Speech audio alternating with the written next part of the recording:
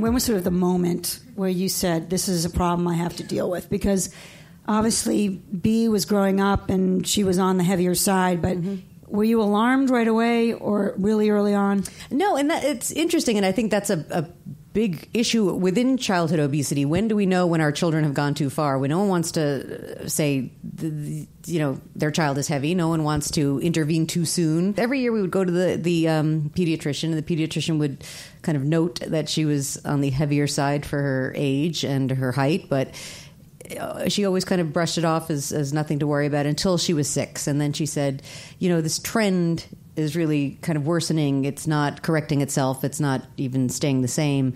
This is something you should pay attention to. We said, clearly this is something that needs my attention urgently and is not something I can handle on my own. And we went to see a pediatric nutritionist who specialized in childhood obesity to get help. But I think part of in a way, what backfired was that you're sort of on the slimmer side when this book came out and when the Vogue piece came out, and people assume that is your ideal, as opposed to what I think I know your goal for B to be, which is actually not a skinny person. I said, okay, where's that line of healthy weight? It happens to be, at or below the 85th percentile for body mass index for age. And I said, that's where we're going. We're not going to thin. We're not going to, even middle or even normal. We want just healthy, what will be physically, medically healthy. And it is not a thin weight. And that is not, my goal for her. So where is she now, would you say? She is still at that kind of very tenuous, and it's a sort of a drag that I'm not willing to push her further, because we're constantly, every time there's like a little slip up, we actually do, kind of ebb into the overweight category and have to make sure we come back down. We don't have any wiggle room, and it's kind of... You wouldn't call her skinny now? No, I would say she is healthy weight. I also want to just talk about the controversy, because it exploded, I think, beyond what you expected. Sure. So how did the Vogue piece come about, and do you regret it? The agent who was sort of helping me put this together knew an editor at Vogue and said, I'm working on this book proposal. And he said that would be an interesting article for Vogue.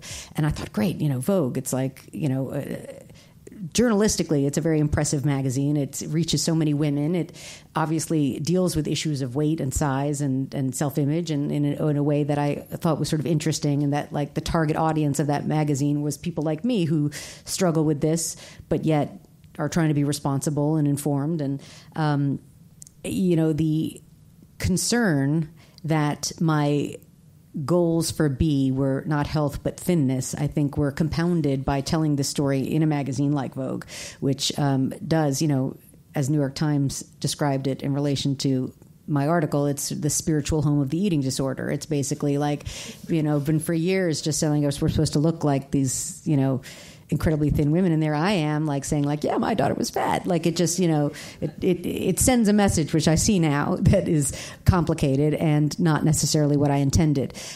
What about the decision to have a picture of her? Because I know at first you didn't actually think she should be photographed. As far as she is concerned, I feel like this is a child to be held up as an inspiration, to other kids, as an example of like, wow, what a 7-year-old can do to make themselves healthy.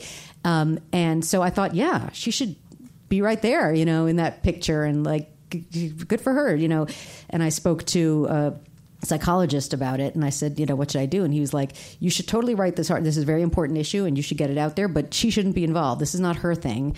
And she should be able to, like, 6 months, 6 years, 16 years from now, be like, that's not me, to dissociate herself from it. And if you put her in the picture, she's stuck there with you forever. And I'm like, okay, great, done, And so I'm like, B, you're not going to be in the picture. And then she's like, well, now I really want to be in the picture. And I was like, well, you can't be in the picture. She's like, but please. And then I thought that whole thing again of like, you know what? Yeah, you did this and you deserve it. And like, what? It's just me in the picture? Like, I didn't do this. You did this. Yeah, you're in the picture. And it was stupid.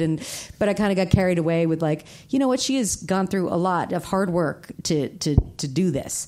And in the most superficial way, like I knew they were going to bring in a rack of dresses and curl her hair. And I know it doesn't, like, I'm not proud that this is what I thought, because it's superficial and it's reinforcing all the messages that everyone tells me I've already destroyed her by conveying. But like, yeah, put on a pretty dress, like put on some lip gloss. You look great. I'm sorry, my daughter looks great. It's like, people don't like me to say it, but she does. And it's like, that it can't be about how she looks. It's like, okay, you know, fine. Like that was not the we all focus. need those moments. But yeah, like let her celebrate that she does actually look good, just as a side effect of getting healthy, you know. So that's where that happened. And then, then I felt horrible, like when there was a controversy around it, which I really did not expect.